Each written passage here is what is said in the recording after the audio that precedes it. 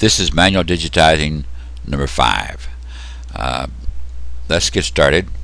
This is also a wrap-up session. Hopefully we can get it all wrapped up this time. One of the first things I want to do is group the objects in this particular little object down here, the thimble. Left click the first one, the little rim down at the bottom, and then I'm going to left click this one. Really, this one is both of these together since they were created together to begin with. And I click the top one up here. Now they're all 4 or 5, however how many pieces there is. I'm going to group them by hitting the ungroup icon. They're grouped together. Now the next thing I want to do to these, now that they're all grouped together, is to left click it and move it up. About like that, I guess. Pretty good location. And then off to the side I'll generate here, and now the next thing I would like to do is just group the whole thing together, and I'm going to do it this way. I'm going to left click and drag a box around everything that has stitches in it, and then I'll hit the group icon. Okay, and the next thing I think I want to do is put well, here I want to correct this too. There is a in and out tag problem here. I want it at the top, and it's not at the top. And I want the in and out together because I don't want any tile stitches at the bottom down here, because that's where my sharp point is. I want to stay away from that, so I want to make it do a little traveling, internal traveling, and back to the top, etc., etc. Okay, now the next thing I need to do is make sure that these areas here sew in the right order. I want the solid area to sew first, and then the satin ring around it. So I'm going to left click that. I've left click selected it one time. Now I'll left click and drag up to here, and that'll do that. Then I'll left click and drag this one up like that, and then I'll right click off to the side and generate. Get rid of the travel stitch there. Oh, here, this is in the wrong order too. It should sew from top to bottom, and it's not. This piece belongs up here. That happened when I cut that piece into 2 pieces, and I didn't correct it until now. Now I'm going to right click off to the side and see if all these jumps will go away over there. Those trims will go over there. Yeah, all the trims went away. That's good. This trim is necessary. Okay, now the only thing I think I have left to do, let's go in smoother than I thought. That's good. Is to put the black holes in it. So I'm going to go to the outline view for that, where I can see the holes. Whoops, the holes are not in the center anyway. I'll have to guesstimate that. Okay, I'm going to use the create circle tool here to do that.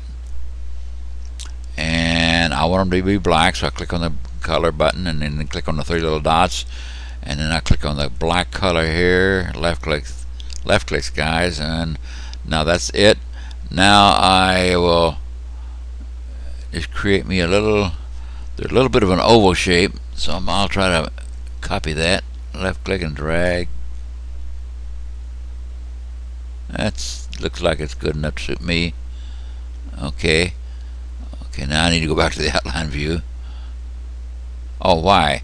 I think I can just do this with one button here. Watch what I do here. I'll right click off to the side to stop the tool, to cancel the tool. Now it's selected. See the flashing marquee around it? Now I'm going to do a edit, copy, edit, paste, and I got 2 copies on the same there together. I'm going to use the right mouse button to move one of them over.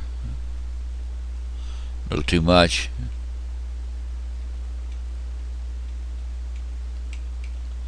That's where I want it, right there.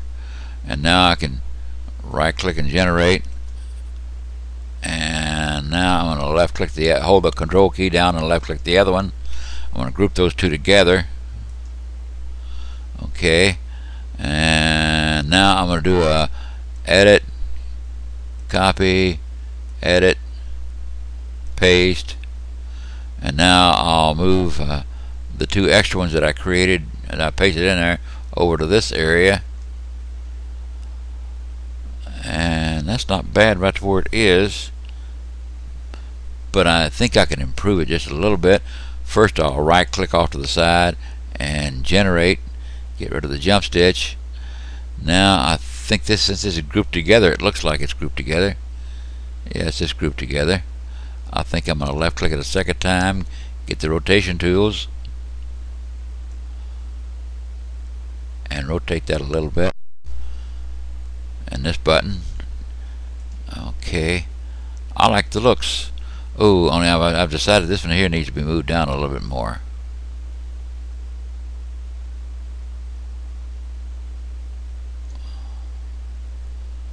A little too much. Down arrow on the keyboard. Okay, that's good enough. Okay, now everything's grouped together except these last four here, so I'm going to do it again. Left click and draw a box around the whole thing. I want them all grouped together. And now I can group.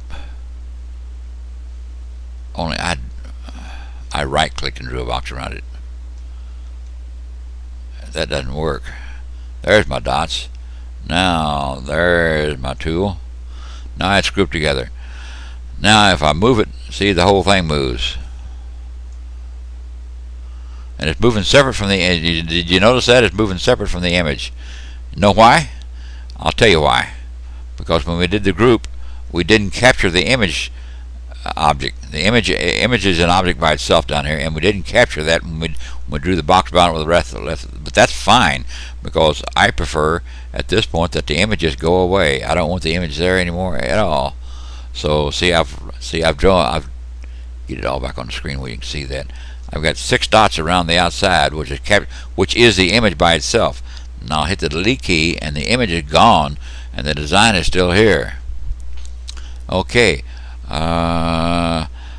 Actually, I can't think of anything else that needs to be done to this.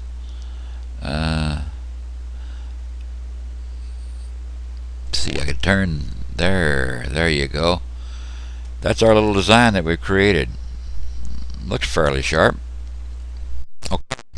I guess that's it. I thank you for your patience, and hope you've enjoyed and maybe learned a few things.